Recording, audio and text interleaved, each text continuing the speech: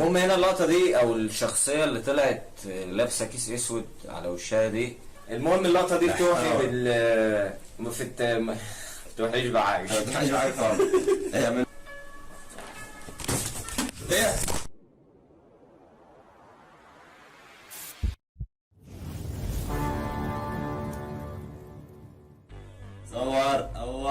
دور اكشن. هاي شباب. مين فاكر ان شاله غير؟ ماشي. هو الصوت ده ممكن يبقى باين. المهم التراك ده احنا اشتغلنا فيه انا والشباب مع بعض، فحبيت يعني ان انا اقول خلاص. انا اسف يا باشا، ارجوك تسامحني يا باشا. النهارده نراجع مع بعض التراك بتاع اول محاولة. هو المفروض كنت اعمل الفيديو ده ايامها، بس يعني الانشغالات وكده، هجرب الموضوع ده معاكم اول مرة في التراك ده، ونشوف اذا كان دي حاجة حلوة ان انا اعملها في تراكات احنا شغالين عليها او كليبات، او ناس مثلا غريبة امسك التراك افصصه واحلله وكده. اكتبوا لي اراءكم في الكومنتات في الموضوع ده. اول حاجة التراك ده غناء طبعا بيومي، لسه وجه جديد ومع بعضنا يعني ان شاء الله نعمل شغل حلو ان شاء الله. يا عم ما انا هقول يا عم. طبعا السيت اب كان نشوف مع بعض. فساد يا فلاش، فساد. معاك فلوس كتير، منتج بقى انت خرب. والله مزيكا، والله مزيكا عشان التراك اشتغل مزيكا يا عم. المؤثرات دي والكتابه دي طبعا كانت من شغل عبد الرحمن، يعني قبل ما الكليب نشتغل عليه اصلا حبينا ان احنا نعمل الدخله دي اللي هو بتوحي بانه يعني ايه طالع مش عارف اوصلها لكم، بس هو داخل على الموضوع يعني طالع من الكادر بتاع الكاميرا.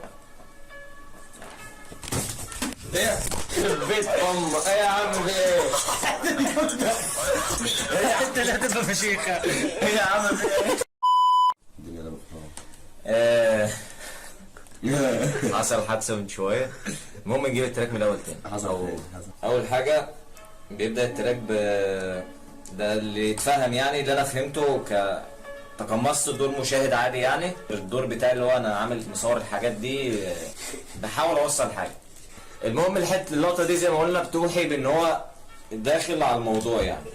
المهم اللقطه دي بتوحي بتوحيش بحاجه. ما بتوحيش بحاجة خالص.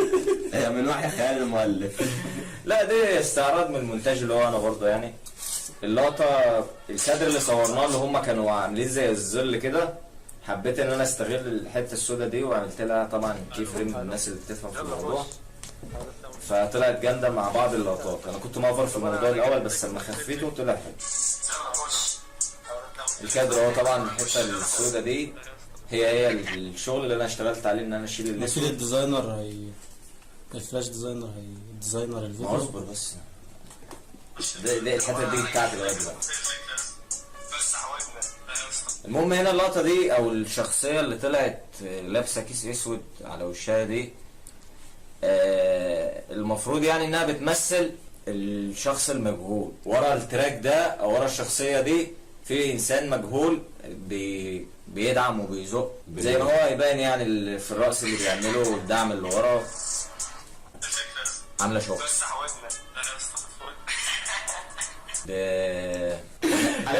يا اسطى كله بيزق الفنس يا اسطى، والله كله بياخد في ودن. طبعا يعني احنا نتمنى نكون من الناس اللي بتاخد في ودنها، يعني احنا الناس بتحب تاخد في ودنها كده. انا قلت كده ايه اللي فسح ودنك؟ هي جت في بالي فسح ودنك. يلا هي جت كده ايوه لوحدها، بس كانت الاولى كانت احسن، كانت اوريجينال الصراحه. بس الكواليتي. المهم بيبدا معانا التراك يا اخويا عايشنا حياه مزريه.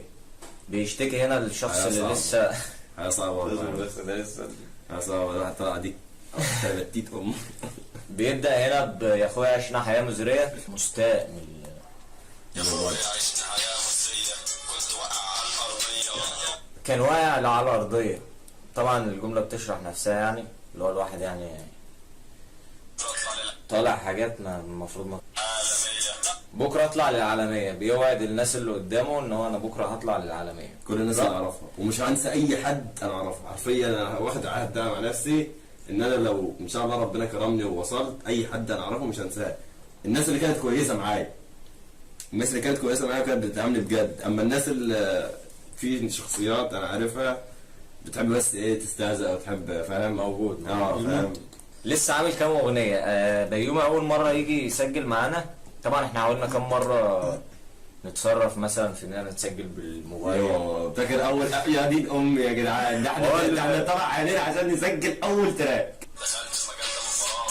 لسه عامل كام اغنيه ده يوم اول مره نروح الاستوديو، فعلا نسجل حوالي 5 تراكات في مره واحده، ان هو من بعيد يعني وكده وبيجي سفر، فقلنا ايه نسجل كذا حاجه عشان مش بيجوا كل يوم يعني. صح. ففعلا هو لسه عامل كام اغنيه، وكان نزل منهم واحده والتانيه والباقي نزل بعدها، ولسه في ان شاء الله. ما دخلتش المجال ده من الفراغ، بتشرح نفسها اللي هو يعني احنا اتكلمنا مع بيومي كذا مره في البدايه، يعني اللي هو ايه هو كان شاكك في ان كان شاكك في الموهبه اللي عنده وكده، محتاج ان احنا يعني انت عارف مثلا لما انت تبقى شايف ان انت بتمثل كويس وبتاع، بس عندك شك جواك، انت اكيد مثلا اكيد مش هتمسك نفسك، مش احسن واحد ممكن تعمل الحاجه دي، في ناس ممكن تكون احسن ما منك. انت مش فاهم دايما كده يعني. انا ذات نفسي مثلا انا في التمثيل الناس يا ابني كذا حد يقول لي ان انا كويس، وانا شايف ان انا كويس، بس محتاج برضو ان انا اطور من نفسي. ايوه بالظبط ايوه. بس انا مش متشبع يعني. انا عايز مثلا ده نفس الحوار اللي بيشرح الجمله دي، اللي هو ان انا عايز يعني حد متخصص مثلا او حد كبير لما يقول لي ان انت كويس في الحاجه دي، خلاص انا هنا اتاكد بالظبط. هو يعني ايه احنا وصلنا ل 99.9%، بس ال 100% دي ما وصلنا لها طبعا، عمرنا ما هنوصل لها، بس الدعم اللي هو بتاع انك انت رابر او انت ممثل لسه ما وصلناش. التعليقات كلها ما علينا من التعليقات، بس ارائنا في نفسنا واراء الناس اللي قريبه مننا اراء كويسه، بس عايزين. انا مش عارف، انا عندي سؤال، يعني دلوقتي الناس اللي على السوشيال دي يا اسطى، سؤال دلوقتي هم بيخشوا على التعليقات بيتفرجوا على الاغنيه، انت مثلا لو الاغنيه يا اسطى مش حلوه هتدي تعليق تقول ان الاغنيه مش حلوه وتوضح قشطه، مش تخش هتقبح وتشتم ومش عارف ايه. انا مش عارف التراك ده هيكون نزل ولا مع ان هي مش فارقه هتشتم ولا لا، انا كده دمي بارد وتخين يعني، جلد تخين قشطه مش فارقه معايا، بس هو الحوار نفسك ليه؟ ايوه ليه يعني الاغنيه مش عاجباك ليه؟ ايه الوحش الاغنيه؟ اديني سبب يا عم الخص لك الكلام. انت ازاي قاعد تسمعني دلوقتي وانا مش عاجبك؟ ايه طبعا مش عاجبك يا اخي، ما تضيعش دقيقتين من عمرك على الفاضي. ايه طيب لا انت بتضيع دقيقتين. طبعا انا كده الناس اللي هي من النوع ده اللي في ناس سلبيه كتير يعني، كتير حتى جدا. لو الواحد قدامك وحش قول له تعليلات. الشغل بتاع اللي هو انك انت تتكلم عن المشكله وتفضحها من غير ما تقول حل ليها او تعدي على الموضوع بسلام، دي حاجه غلط. انك انت تبقى بيطلع غلطه بس.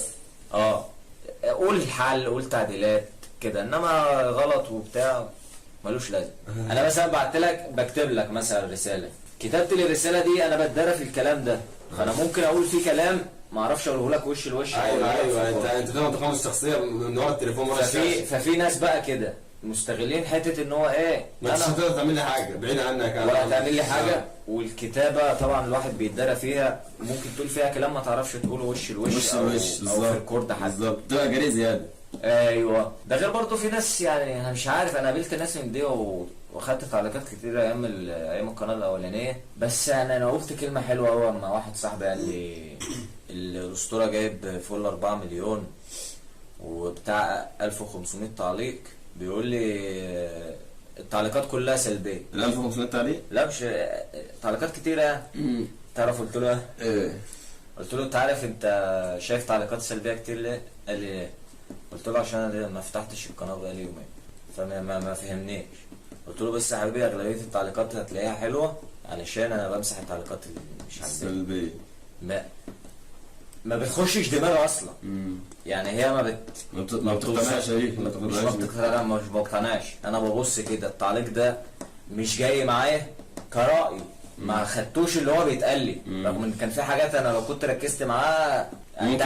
ايوه انت فاهم. فبمسح بقى الحاجات دي على طول وبلوكات، اللي هو الشخص ده مش هيعلق على القناه تاني.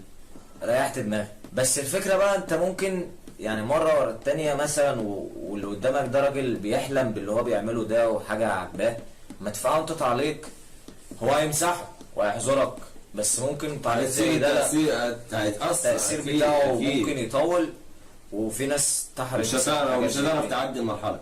جمال الموضوع انك تجري وتلحق الموضوع اللي انت عاوزه.